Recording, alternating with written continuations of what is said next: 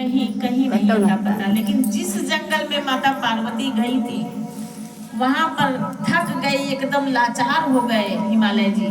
जब वहां पहुंचे तो वहां देखते हैं कि यहाँ भी कोई नहीं है। आखिर मेरी बेटी कहाँ गई? इतना थक चुके थे कि उसी जंगल में वो गिर गए, उन बेहोश हो गए, उनको होश नहीं था। अब ठीक उसी गुफा में, बगल में गुफा था, वहां पार्वती की सखी सब लोग वहां थी। तब वहां पर जा करके आई, दोनों रूप बदल करके, एक सखी उनकी और एक पार्वती जी खुद ही वहां आई हिमालय जी के पास। लेकिन पार्वती का रूप पकड़ के नहीं आई अपने पिता के पास, जैसे कोई गाय चराता हो, बकरी चराता हो, औरतें करती हैं ना, तो इस रूप में वहां आई और उनको उठा करके जगा करके किसी तरह पानी का छींटा लेकर के हिमालय जी को, अरे आप इस भयानक जंगल में कहाँ आए हैं? और हिमालय जी उन औरतों से पूछ रहे हैं कि तुम लोग इतनी भयानक जंगल में यहाँ क्या कर रहे हो? बोले आपकी तबीयत खराब है, आप पहले बताइए क्या बात है, आप यहाँ क्यों आए, किसकी खोज में आए? तो आप बीती हिमालय जी बताए। पार्वती अपने रूप में आ गई। अपने रूप में आकर के तब पार्वती जी बोली कि पिताजी, हम दिल से और मन से हम महादेव जी को अपना पति मान चुकी हूँ। मेरी शादी अगर आपको करवाना है तो भगवान हरि से नहीं, महादेव जी से कराइए, तब तो मैं आपके घर चलूंगी, और नहीं तो मैं आपके घर नहीं जाऊंगी। आप पहले बोलिए कि हाँ बेटा, मैं शादी महादेव जी से ही करवाऊंगा। हिमालय जी मान गए।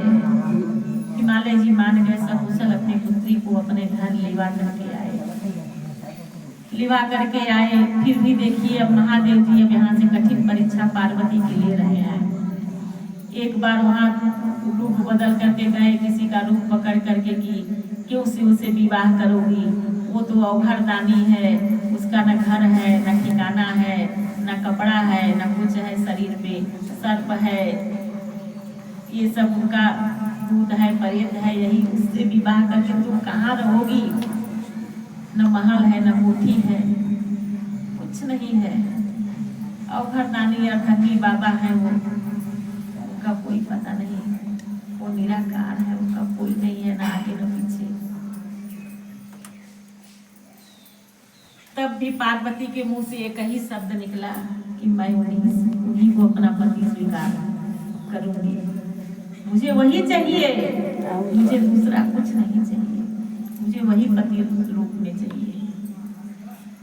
तो भगवान अंतर ध्यान हो गए, अंतर ध्यान हो गए, चले गए। जप पे बैठी थी, जप कर रही हैं अपना, तो वहां पर निर्गुण है, शिव निर्गुण है, जिसका कोई आकार ना हो। शिव वही चीज है। तो शिव चाहे तो छोटा भी बन सकते हैं, शिव चाहे तो बड़ा भी बन सकते हैं, शिव चाहे तो कई लोग में आ सकते हैं। एक रूप अकेले कई रूप बना सकते हैं शिव। तो भगवान देवाधिदेव महादेव परीक्षा यहाँ से फिर ले रहे हैं। माता बैठी है जप पे, माता पार्वती अपना जप कर रही हैं शिव को पाने के लिए, वो अपना त्याग नहीं कर रही हैं, लेकिन अब शिव उनकी परीक्षा यहाँ से ले रहे हैं कि वो मगरमच्छ बन गए, शिव स्वयं, और मगरमच्छ भी बन गए और बच्चा भी बन गए। दोनों का रूप है शिव का।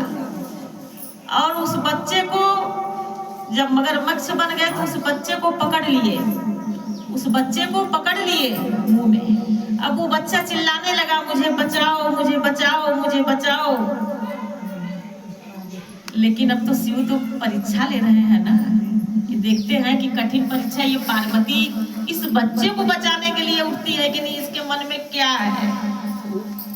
पार्वती से बर्दाश्त नहीं हुआ, वो अपना जब छोड़ करके कि कौन चिल्ला रहा है, बचाओ बचाओ। जब वो बच्चा माता को देखा, माता पार्वती को देखा, तो बोल रहा है, मुझे बचा लीजिए, मेरे माता पिता कोई नहीं है मेरा, मैं अकेला हूँ, मुझे बचा लीजिए, मेरा कोई नहीं है।